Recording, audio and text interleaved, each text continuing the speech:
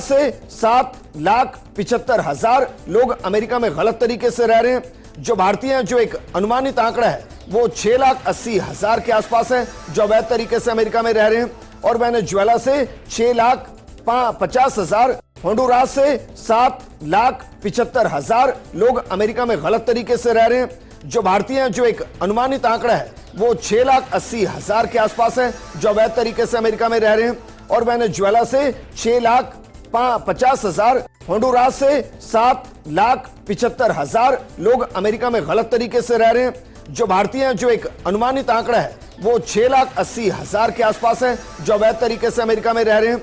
और वेनेजुएला से 6,50,000, होंडुरास से 7,75,000 लोग अमेरिका में गलत तरीके से रह रहे हैं। जो भारतीय हैं, जो एक अनुमानित आंकड़ा है। Hi friend, welcome to our channel. तो दोस्तों, भारतीयों का टूटता अमेरिका सपना।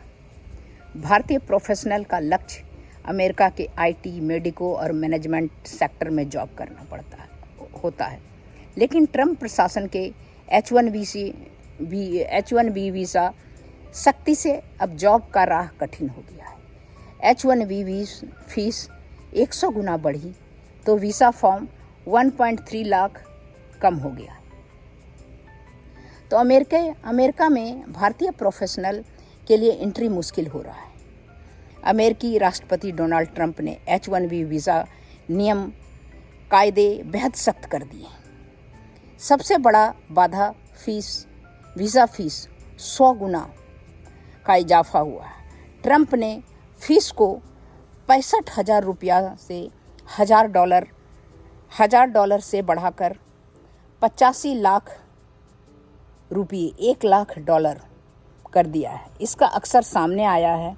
2027 के लिए 2,11,600 भारतीय प्रोफेशनल ने फॉर्म भरा है, जबकि 2026 के लिए 3,43,981 ने फॉर्म भरा था। इस प्रकार 1.32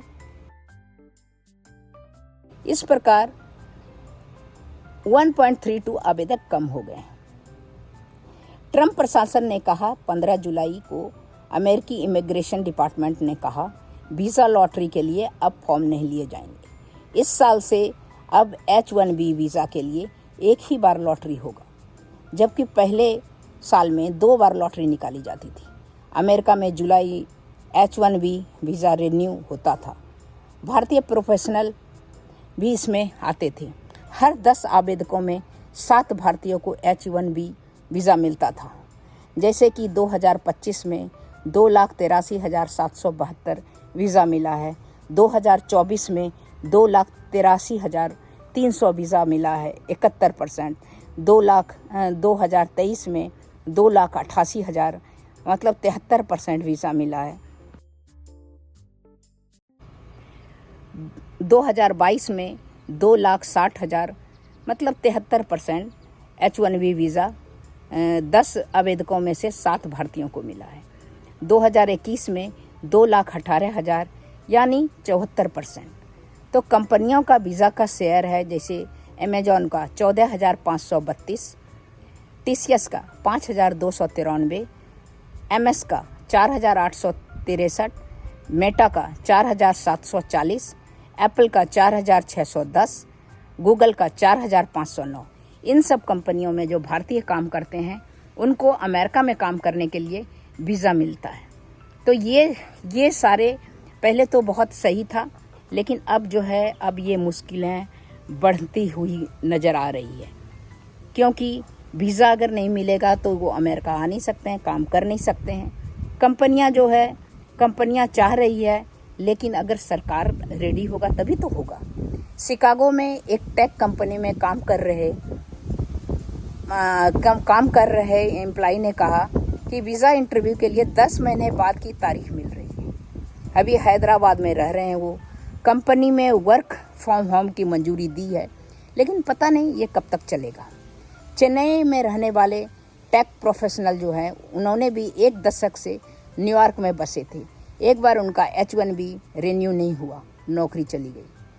15 इंटरव्यू देने के बावजूद कोई ऑफ़र नहीं मिला। डेटाइस्ट में काम करने वाला कनाडा में जॉब के लिए शिफ्ट होने का प्लान बनाए रहे हैं, लेकिन वहाँ भी वीज़ा में देरी हो रही है। कनाडा के दूरों दराज शहरों में जॉब ऑफर आ रहे हैं, लेकिन वहाँ रहना काफ़ी खर्चीला है, कड़ी सर्दी के कारण और मुश्किल है। फ्लोरिडा के एक प्रोफेशनल का कहना है कि 4 साल से H1B पर अमेरिका में रहने के बाद वीज़ा रिन्यू नहीं हुआ। भारत में जॉब ऑफर तो मिल रहा है, लेकिन सैलरी इतना कम है कि वहाँ कर पाना बहुत मुश्किल है। और इतना दिन अगर अमेरिका में रहे हैं, अमेरिका का जॉब, अमेरिका का स्टाइल, सब कुछ, बच्चे भी पढ़ रहे हैं, तो बहुत मुश्किल है सेट करना। सही बात है, हमारे घर के आसपास भी बहुत अपने घर चले गए हैं।